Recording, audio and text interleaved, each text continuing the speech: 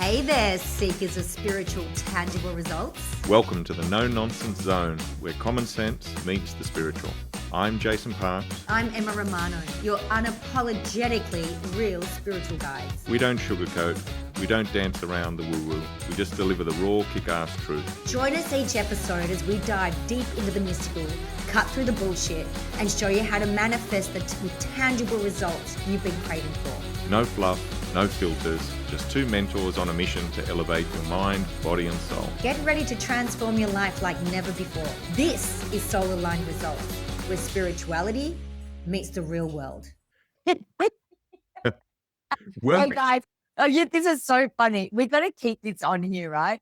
Because literally what we do when we do these podcasts is go, okay, what are we talking about? We're talking about dickheads today. Okay, record, go. But we never really organize, well, who's going to start or who's going Yeah, that's right. Sometimes what happens is what just happened. to. So, guys, this is Jason Parks and Emma Romano, Soul Aligned Results. Let's just get to it. They know who we are. Yeah, you know what's happening. So, all right, everyone. Okay, so We've just come off retreat. So we just ran like this second sort of, I don't want to say masters, but it was like we run retreats and they're called tangible results, spiritual tangible result retreats. And this was from people who already have been in our retreats. It was the next level. So it wasn't us about doing the groundwork. They'd already been in it and done it. So this was really intense, an incredible 4 days. And I just want to talk about it for a minute because it was so incredible. We have a lot of men and women at these retreats, but it was just the women who stepped in. Yeah. And it was literally days before the retreat, I've gone to Jason, the divine feminine is just stepping straight into this retreat. And so Jason knew what he was doing the first day, very much that beautiful centered masculine energy. I knew what I was doing day 2. And then a few days beforehand, I went, scrap that. I have no idea. I'm just going to sit there and make it up on the day. that's right. I had one day. Yeah, he had one day. And it was just divine and perfect. And it was incredible, but it has actually zonked me a little bit, just holding all that space. So it was incredible. And the place that we held it at, could that have been any more perfect? Oh, it was gorgeous. It was an 1800 something or other mansion in Castlemaine, and it was made for love. Like this guy fell in love with this woman and made this mansion for this woman because he was so in love with her. And the room that we were presenting in, we all stayed there. Jason stayed down the road. So That's fun. I'm going to tell that story in a minute. yeah, you should. And we stayed in this absolutely divine mansion. The rooms were just beautiful and opulent. The food was incredible. Gillian Hill, she cooked for us and she was incredible. But the room itself, like this is the divine feminine, it was a red room. Yeah. It was like the color of my jumper, actually. It was like it was like sitting in a womb. Yeah. Red leather lounges, red walls, big fireplace at the end. And I had beautiful. red candles there. I had dried red rose petals there. It was all a divine. It was, and right in front of me is the Rose Oracle. So I can't make it up. It was just beautiful. It was so perfect and divine, feminine, masculine energies. And usually during these retreats, like I do a lot of psychodrama, so it's quite heavy, trauma releasing. And it wasn't this time. It was just so, I don't even know the word. It was transformational, but in the most gentle way. Super gentle. Yeah, it was really lovely. So it goes So very, good. very deep. Yeah. And it kind of goes in the leeway of what we're talking about. So this podcast is called Being a Dickhead. So Jack Romano, my son, he does these retreats with us, but we didn't need him at this retreat because he's the one who helps me he does a lot of that trauma releasing big, heavy energy stuff. He does the big, heavy lifting. He does a lot of the heavy stuff. And he didn't need to come to this one. So it was Jason and I running it. Anyway, Jack and I are on the phone halfway through the retreat. And the first question, I just love how, any dickheads? And I'm like, no. He said, wow, that's really good. Jason, do you want to explain that conversation? Do you want to explain what the dickhead means? Yeah, because it's an interesting term, because when you hear that word, I mean, it is Australia's chief international export, I think, is dickhead. And so it's easy to confuse it. But basically what we mean by that statement, what Jack meant by that statement, is that people invest heavily in their own spiritual practice. But where a person falls into the dickhead category, and we've all done it, and the reason we call them dickheads is because you know you've done it, because you look at what you've done and then you go, oh, you dickhead. Yeah. What have you done? Right? So it's that recognition that you've just done something really stupid. Yeah. But the fundamental is that people will come to an event which is built around them having the push forward to change. So they can step into a much bigger, more empowered version of themselves. And then they'll get right to the doorway, and then they'll fight it. And then they'll argue. And then they'll want to stay there and go, well, I'm not going to move and you can't make me. And it's like, well, that's true, because we're not trying to make you. You said you're here of your own volition. And if you're not here of your own volition, then why are you here? And it's like the welcome mat is out the front. And I think this is probably my biggest frustration, where I can become quite a dickhead too. And what I mean by my version of me being a dickhead, I get really frustrated with people like that. And yeah, I got very few notes today because I was very confident in my ability to speak about me being a dickhead. But I did have 2 points, and it's funny, you just hit the other one, which is like, from the therapist and support point of view, how we can be a dickhead. And the very short answer to that is, we forget it's not about us. Exactly. Because I just sit there and go, I know what it's like, the transformation, and I know the push-pull to it. Yep. And it's funny because I'm going through a bit of a push-pull myself at the moment. So even just before we press record, Jason says, how are you? And I'm like, I'm good. And I'm kind of being a dickhead at the same time. And I know I'm up-leveling myself again. So there's a part of my ego that goes, Emma, don't do it. We're comfy here. We're making the money. We've got a good life. Why go any bigger and better? Why be better, Emma? Why have even a better life than this one? We're good here. And it's just, that to me has been a dickhead, because sometimes I sit and I go, well, I could just be comfortable for the rest of my life and sit here. Yeah. And that's the fundamental of human suffering. Yes. Because it's the addiction to the illusion of permanence. Yes. We look at it and go, well, I'm comfortable, so I'm going to stay here. It's like, but that's not how life works. No, because then you start dying, guys. You start dying. Yeah, that's it. Yeah. So very interesting. It is interesting. But that's a part about, I think, where I become the dickhead as the therapist, because people pay a lot of money to come in and work with us. They travel, they have kids, you know, they've got to sort out home, they've got to sort out life, they've got to get on flights, things like that. And then they walk in and then they put on the brakes. They go, yes, I can't wait for this.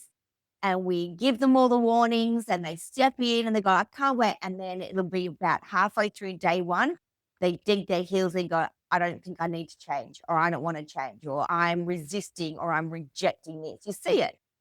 Yeah. And then that dickhead part of me comes in and goes, for fuck's sake, just get on with it. Yeah, that's right. I want to do my job. And I think any sort of, I'll call it support work, because whether you're, you're in medical or mental health or spiritual work, or a mum or a dad, or you're a mum or dad, everybody's doing support work. So if you're helping another human being, you're supporting. But the thing about support that's very important is that you are assisting them. You're not doing it for them. Yes. If you start to do it for them, said it doesn't work and it always backfires. And I think it's in support work, one of the hardest aspects of it is that you can see what the answer is, but they can't see what the answer is, and you can't give it to them until they ask. That's right. Yep. So it's like they're not ready for it. If you walk up and go, and this is a mistake that many people make in their practice, they'll turn around, look at somebody, and particularly like psychologists, counselors, and so forth, they'll look at it and they go, yeah, this is what's going on. And then they'll just drop it on you. I've heard clients say that where they've gone to see somebody and, somebody's turned around and said, oh, well, that was because, you were abused as a child. And of course, this person's there because they've got a big section of their childhood where they have no memory. Yes, that's right. And Oh, it's I've like, heard that too many times. yeah. And it's like, there's a reason they're not remembering it. You, in your ego, go, oh, how clever am I? I've hit the nail on the head. And it's like, yes. And now what have you done? By hitting the nail on the head, you've cracked that mirror. And Yeah. now that poor person has to live with the consequences of it before they were ready. And that's, top shelf dickhead action right there. There's been Really. way too many clients that I've had in the last 10 years that have come to me to heal from what counselors have said Oh, to them. me too. And yeah. it's been about, you're presenting to me like somebody who's been sexually abused. And I'm like, my God. Or you're presenting to me like somebody who was abandoned as a child, who wasn't loved as a child. And I'm like, oh my gosh. And then because people who are in pain are looking for the scapegoat. Yeah. So when we can scapegoat it to somebody like, oh, I don't remember dad molesting me, but he must have then, because that's what the expert said. Yeah, that's right. And then there's my excuse to be who I am. Yeah. And then predictably, what happens? They run around and tell everybody in their family they were molested by their father. That's All right. their relationships break down. They're left even deeper in abandonment and isolation. Yeah, that's right. And I'm going to tell you, most of the time it didn't happen. No. And that's Actually, the thing. Every time it hadn't happened. Yeah. The presentation, the way we use language in the work is very important because something presents as is not the same as something is. And we always have to look at it from that perspective of presents as. So if a person says to you, Bob, like we used to have this one all the time, Bob was in my unit and stole all my money. Okay. When you write that up as a file note, right? When you're making a record of it, you write it as Jim stated that Bob was in his unit and stole all his money. Yes. And the reason you do that is because over the next couple of days, you're going to find out that Jim had a bender, spent all his money, and didn't remember. Yeah. And So poor Bob copped it. Yeah. exactly right. So his mind justified it. But if you get on board with it and you go, oh, well, now what you're doing is trying to persecute Jim. Jim may not have even been there. I've seen plenty of cases of people with their mental health where there is an illusion of somebody. Oh, yes. That We person can may not make be it there at up. all. Yeah, Off the brain, we will make it up. Absolutely. And especially if we've got an identity around being victim mentality. So victim mentality is majority of the population, which means I blame somebody for something, yeah. right? It connects you in Australian culture, particularly. Yes, Well, right? So we will look for anyone to blame other than going, well, who am I choosing to be? Which means what it does, it puts you into disempowerment. Because the minute I blame somebody for something else, I've got to wait for them to change for me to be somebody else. Yeah, that's right. It's like I'm going to tell you who the biggest scapegoat is. Are you ready for it? Motivation. Oh, yeah. Motivation is the greatest scapegoat. Oh, I just have no motivation to do that. Oh, I'll do it when I'm motivated. I'll write that book when I feel the motivation. I'll go to the gym when I'm feeling more motivated. I'll start that business when I'm feeling more motivated. That's like me saying I'm going to go for a walk when Jason wears a pink tutu. And He it's may like, never wear a pink tutu. So that means I'm never going to go for a walk. but it's not your fault. It's That's right. Jason because he's not wearing a pink tutu. That's Jason's fault. Yep. So I am a victim to Jason now. I'm a victim to Jason. I'm a victim to motivation. Motivation is an energy that we create ourselves Through action. through action. Exactly. Yeah. Yeah. So is healing. Everything is it's a self energy through action. And Yeah. what the problem is, this is where the dickhead part comes in. People will nail it. They'll go, right, I've got this idea. Great idea. I'm going to do this. Great idea. Fantastic. Yep. I'm definitely going to do it. I'm going to get some healing and I'm going to go to a therapist and heal from it. It's great. Heal from it. They've got the idea. They're healing from it. This is the third part where they don't do. They don't action anything. Yeah. So that's the dickhead. The only bit that matters. Yes. Even when you can go back into traditional spiritual texts, you can go back into writers like Florence Shin, who I'm a big fan of, reading a lot of at the moment. Oh, we And love Florence. Yes, she's amazing. Amazing. But she's got whole chapters in every one of her books about action. Yep. And that you got to take it. So it's so interesting. Most therapy really is about decision making. I used to think this, and now I'm going to consider a different option. And I said, that's the fundamental of being a dickhead. It's to bring it back to that first point. Really, we're not going to change because we're too attached to a past identity. Yep. And we're forgetting that we made that up. We invented that identity. You know, there's a thing that we say on retreat, which usually shocks most people, is they say, how do you know what the truth is? You make it up. Because everything else is made up anyway. And that fractures people's brains because people have got this idea, but what is the truth? It's like, no, what do you mean the truth? Said how many layers of this are existing simultaneously? Exactly. That the idea that there's this one thing and that somebody's going to have control over it is scapegoating. So we're just saying, well, I can't do it. Purpose. Yesterday I got asked in a session, I got asked about purpose again, and it happens all the time. There is this issues like motivation. Motivation is an industry. It's very important to understand. There's a lot of money being made and telling people how to get motivated. But that's because if you just told them the truth, then there'd be no industry. There's no money to be made because the truth's very simple. Motivation follows action. So when you start to take action, dopamine is released in your body. It creates this sense of well-being. We call it motivation. If you want to change the way you feel, you've got to move your body and move it in alignment with something that is worthwhile to you. If you do that, bang, now you're motivated. There you go. There's the industry. Then you've got perpetual increase on top of that. So the more you just keep layering it and adding to it, you're all good. You're all good. It becomes normal. Yeah. But you don't need a plan. I think that's the big thing. You don't need a plan, and you shouldn't seek one in the beginning because that's what cripples most people. So I use the metaphor. I know you've heard me talk about this one, Emma, the metaphor of a walled garden. So when we start doing this work, it's like, imagine that you're walking along a street and there's a high wall there and there's a little crack in it. And when you look through the crack, you can see that there's a beautiful garden in there, but you can only see a little fraction of it. So you walk around the wall a bit and you're sort of looking at it and going, oh, I know the garden's there, but I have no idea how to get in to see it. And then you find a ladder against the wall. Now that ladder is action and frequency, right? So what you do is you can look at the ladder and say, there's the ladder. Or you can start to take an action which will take you up a step. Now, when you go up a step, your perspective is going to change a little bit.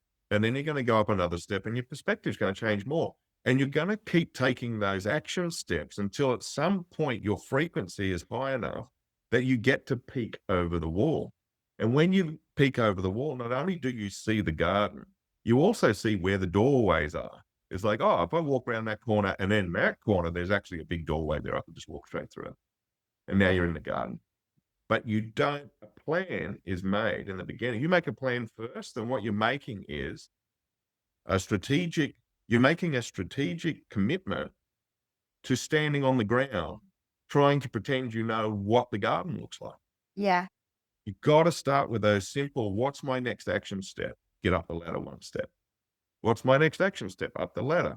So that as you do it, everything starts to shift and then suddenly bang, it opens up. And it's usually a handful of steps in, which is then you can plan. When you're looking over the wall, then you make your plan to get down the ladder, walk around the corner, go in through that gateway, and then go in through there.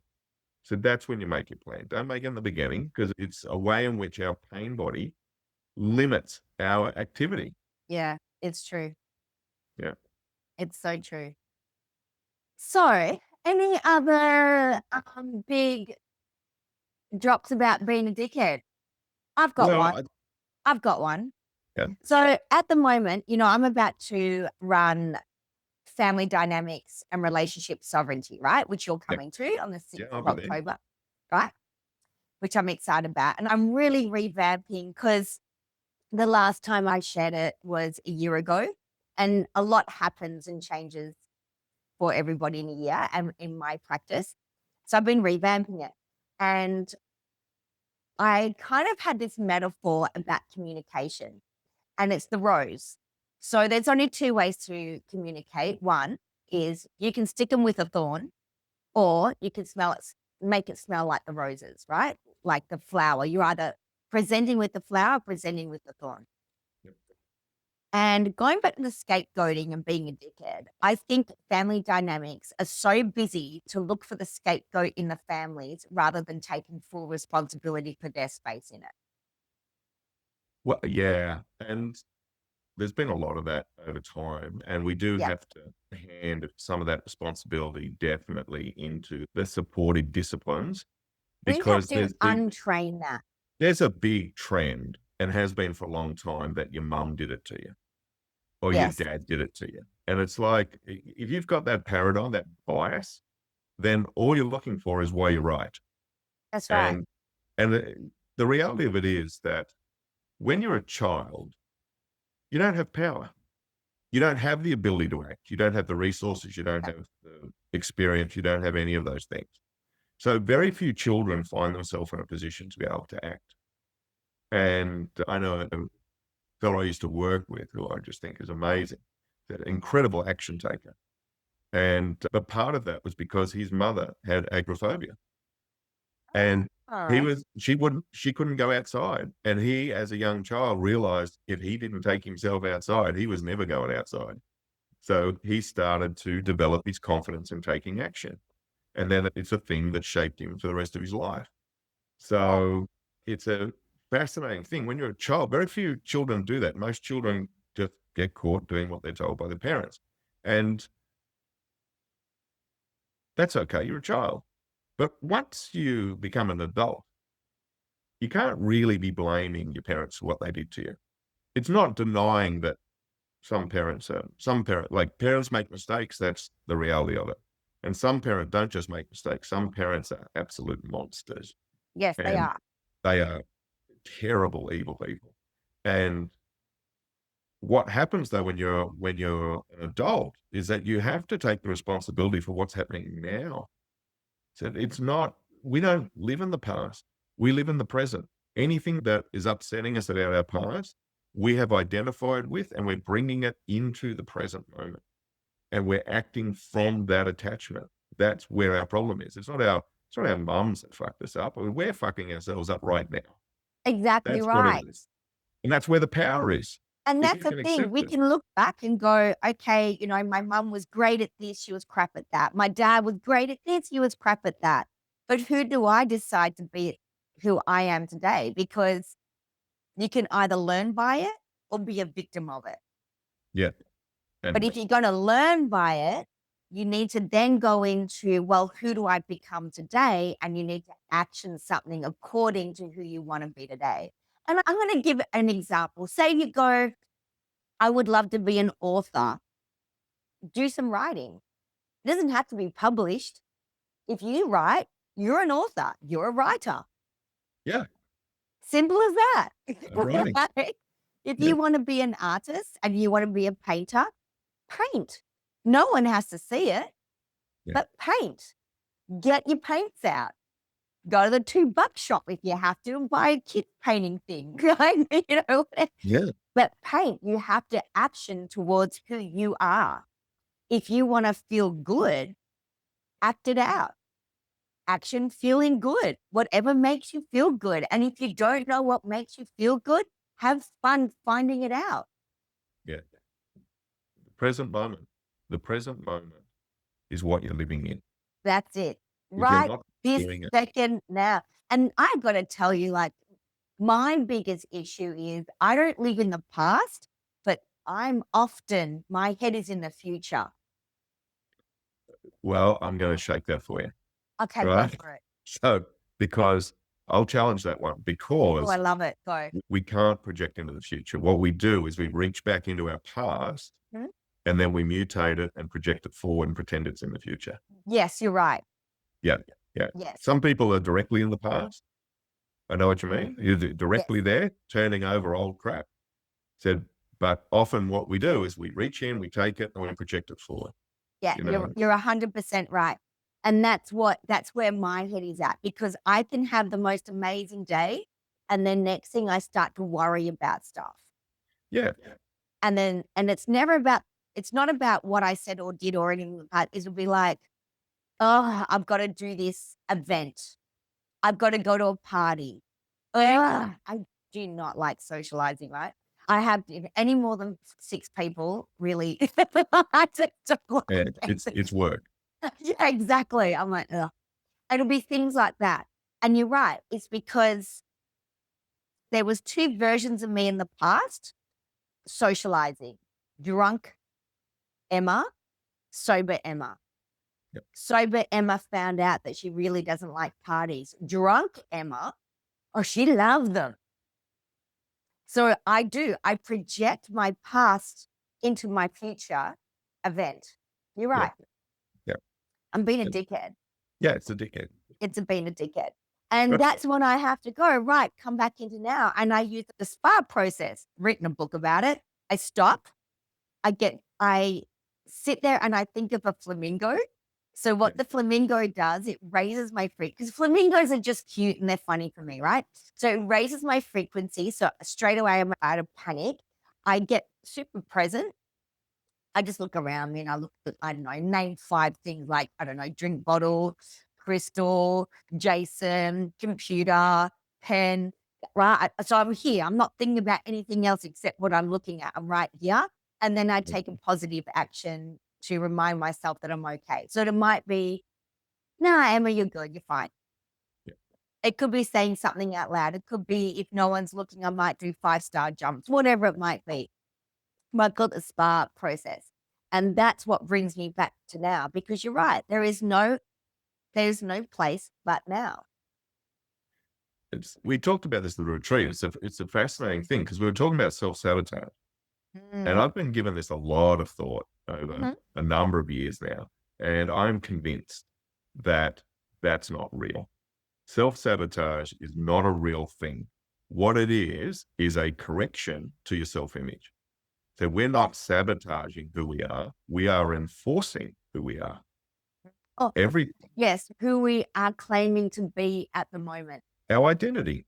Yes. Yeah. And But their identities change if we action towards them. when you take action, you can't help it, because your frequency changes, and when your frequency changes, like say your frequency goes up, then you're literally getting a bigger, clearer view. If your frequency drops, then you're getting a shorter, smaller view. Yeah. And it happens every time, because knowledge is an aspect of frequency. So your access to ideas and information changes depending on that. But On what action frequency you're grounds running. you. That's right. Yeah. Action grounds you in a frequency range. So if you say that you want to be a fit, healthy person, and you sit on the couch eating chips all day, then your actions are holding you in a range. You can say whatever you like, but there's a very small amount of mass in thoughts and words, and a hell of a lot of mass in physical action. In action. That's right. It's You know, all about it's mass. funny, because I fired a mentoring client that I had, this guy, and he had been going from mentor to mentor to mentor to mentor to mentor, right? And I said to him, why do you want to work with me? He goes, because Emma, you're the biggest action taker. And I went, yes. And I said, but are you? He goes, no, that's why I need to work with you. I went, okay, I just want you to know that it's going to be a lot of action. He didn't action anything. I fired him halfway through. Yeah. And he's like, I've never been fired before. I went, maybe you should have been. Yeah. And then he's just gone to the next mentor, talking to his next mentor now. He goes, I'm so frustrated with this guy. We're 8 sessions in and he's done nothing. I went, yep. Yeah. He's just Nothing to matching do your about energy. it. Yeah. Nothing But to do about it. that's good. Now he's got contrast. Yeah. Now he's got contrast. Maybe he'll get so sick of it, he'll sack his mentor and start acting. Yeah, maybe. Maybe. But action is everything. Everything. It's like so many people have said to me, in our business, Jason, not many people go past the first year, let alone the first 5. No, that's true. And I've been in this business 10 years and perpetually, being more successful every year, which is like literally doubled, which is pretty unheard of. And I don't say that to brag. I do say that to inspire people, because people say to me, Emma, what is it? What is the secret sauce? There's no secret to it. I make so many mistakes in this business, but mistakes are still action. And I think I take heaps of action. I think that's the biggest difference between people who are successful and people who are not, Yes. is that they reframe what failure is. The people who are successful, they just look at it as learning. That's They right. just look at it and go, oh, well, this is the way I figure out how to succeed. Whereas other people right. take it as an end. They go, oh, I've failed, therefore I have to stop. Yes. They go, oh, that the universe is giving me signs.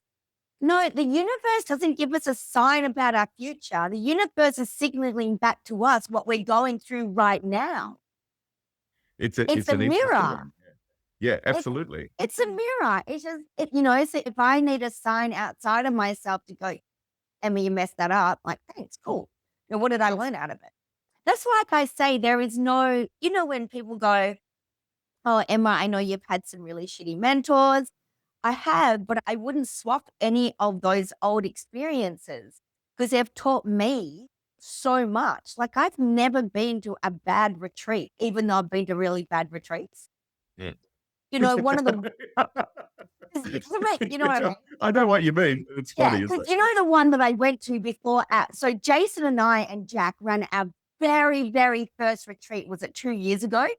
And about 2 weeks before that retreat, Jack and I were invited to a retreat to run one of our dragon medicines. We do a lot of trauma and entity removal and lineage work.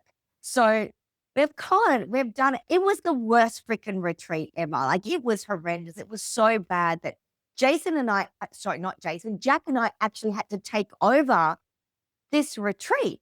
We weren't paid for it, by the way. We were only paid for our hour, but we ended up running this retreat because we just felt it was out of integrity if we didn't support these women who had come in and paid big bucks, by the way, big money. And so we've come home, and it was the greatest retreat that Jack and I could have gone on, because we then were rewriting and revamping all this stuff for the retreat that Jason, Jack, and I were running. Only 2 weeks later, I've gone, oh, this is epic. And one of the greatest things we did, in our advertisement for the retreat, I said, right, I'm going to print it up, put it on a huge poster, and everyone's going to come and initial it. Yeah, and if they do that every retreat now. Every retreat. And if they don't get it, we will sit there and we will wait until they get it, because this is what we're promised. They are walking away with what we promised. Yeah. Because this other retreat, they got nothing. Yeah. I was supposed to get business breakthroughs, all kinds. They got nothing. And from that facilitator, they got it from Jack and I, but not that facilitator. So it was the greatest retreat, but also the worst retreat. Does that make sense? So there is no bad in anything.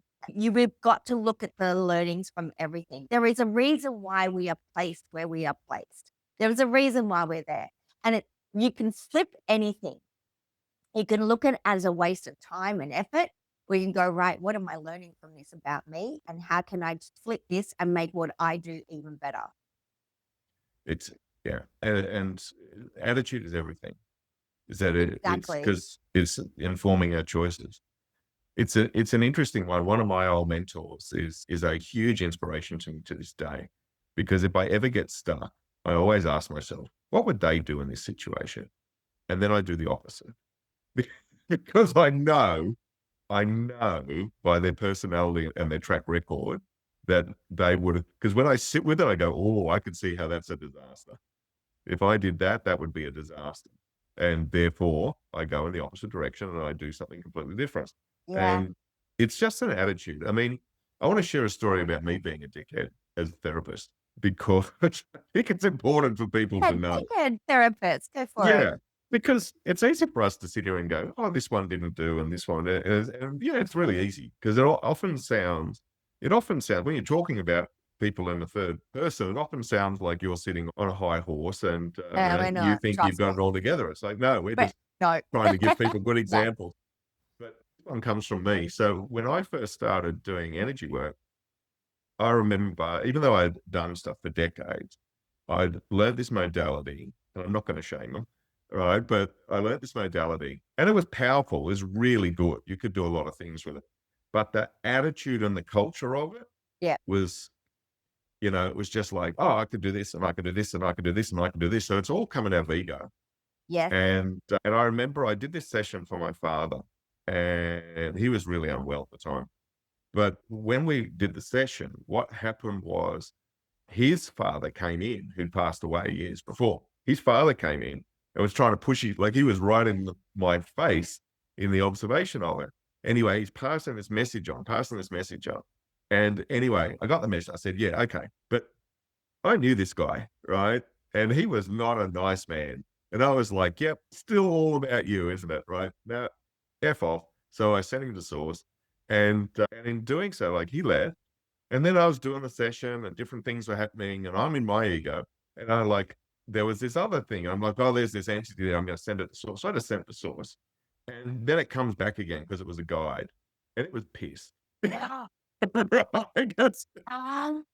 it was like, you're a dickhead, right? And I'm like, oh, what am I doing? And anyway, so I calmed down halfway through the session. It was just like, just fucking get over yourself and Yes. remember what you're there for. Yeah. And Yeah. and then I started doing the work. It was good. Anyway, I passed the message on to my father. And the second I said it, I just watched all the relief pour through his body. And it was like, oh, he's been holding that for 20 years. Oh, wow. And my ego was like, oh, it didn't matter because the person who was delivering it was a dickhead when they were here. And it was like, oh, what am I doing? Yeah. But it informed the rest of my practice because I had to sit down and go, this is not how this is done. This is not how we do this, and it's held me in good stead because it allowed me working in different roles and then building what I've built over time is that you're being able to look at it. So we're in a service role. Our job is to offer valued service to whoever comes to us. And the divine is sending people to us. Source is sending people to us. We're not picking. They're the only people I get is through source. Yeah. And that's the illusion that I'm clever and my marketing or something is doing it. I said, none of that's real. So you can believe, yes, you can have a bigger reach through marketing. What does it matter if this is one of the fundamental problems in business? People will say, there's a lot of walk by traffic, a lot of foot traffic. And you go, yeah, great. But how many people walking by are going to stop and use your service or your business? So you don't need foot traffic. If you by appointment, you've only got 10 spaces a week. You don't need thousands of people walking past. That's an illusion of your ego. So there is a big one where I really want to, because I know a lot of therapists listen to us. And there is a hook, and I want all of you to be really, really aware of this. It's when someone says, I can guarantee you 100 leads a week. A lead is not a client. That's right. And the other side of that is when people tell you how much money they're earning based on the fact that my clients earned all this money. And if we pool it all together, then it means I earned it.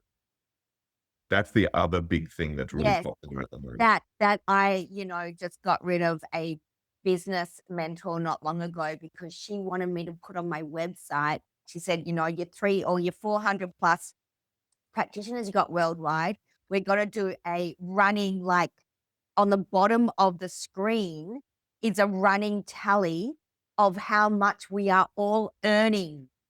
Yeah. So it will just flick numbers. I went, absolutely not.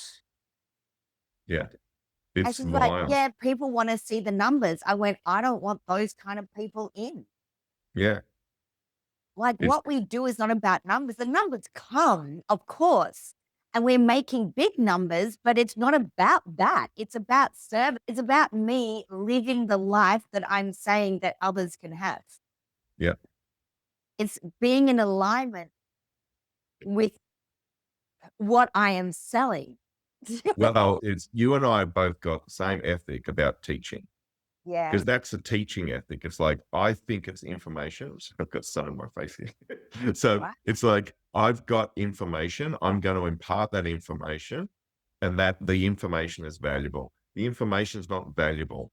The information that I'm acting on and the wisdom that I get by acting upon it, that's valuable. So knowledge is not of any value at all. Yeah. The idea that knowledge is power is a small line in a large quote. And the rest of the quote says that the end point of knowledge is power. All information inevitably leads us to the path of action. And you know what? I learned that when I quit psychology this year after my 2.5 days of doing it. That's a fantastic example. It is, right? Because I walked in and that was, I'm saying it, Emma Romano was being a dickhead.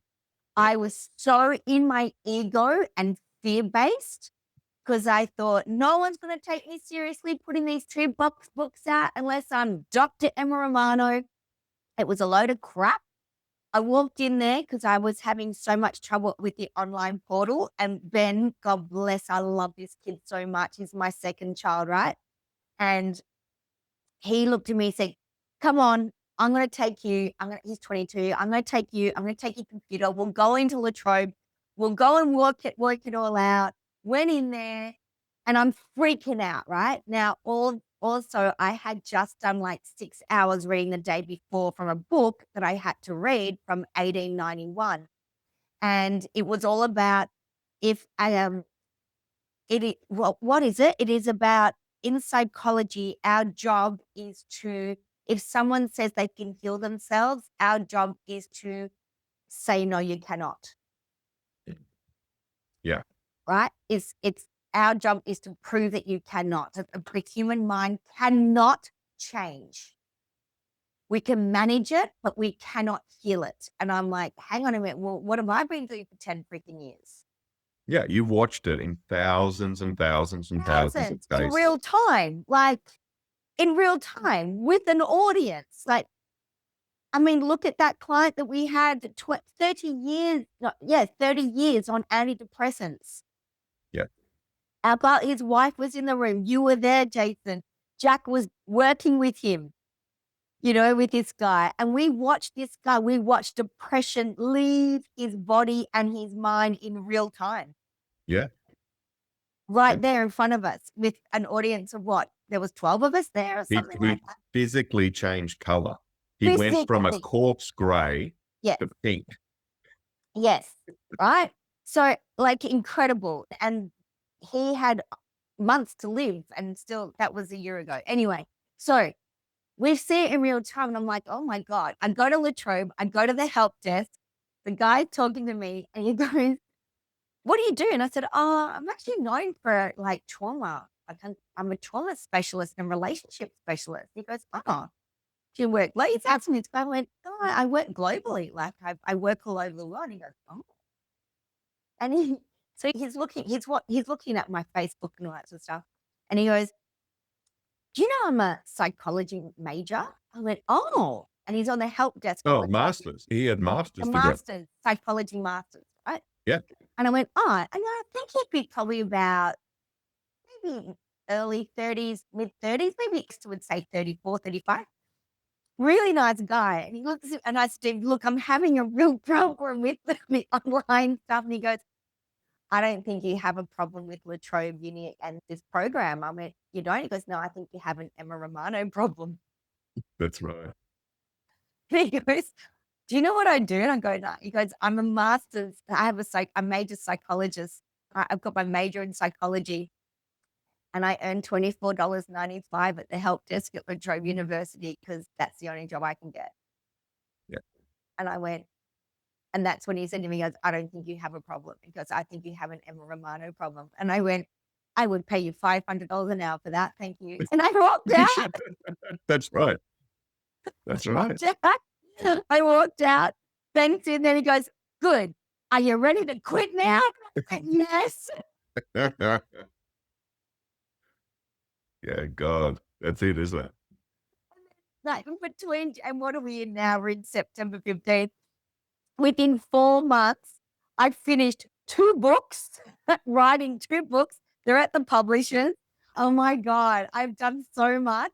I've done so much this year. Like, just elevated myself so much because I did what I was doing. I was elevating, and there was that dickhead part of me, that ego who went, no, Emma, pull your head in, step back, calm down. Let's not elevate anymore. Let's just sit down here. It's nice and comfy. Yeah, that's right. And it lasted 2.5 days. Thank God it only lasted 2.5 days. Oh, that guy was fantastic. I would have Because paid he him was honest. $500 for that. It was like, I just looked at the way he said it to me, but he just pulled his chair around. He looked me square and he goes, I think you have an Emma Romano problem. Yeah, that's right. And he was right. I was being a dickhead. We're all dickheads, guys. It's just watch it, look at it, learn from it. Don't shame it.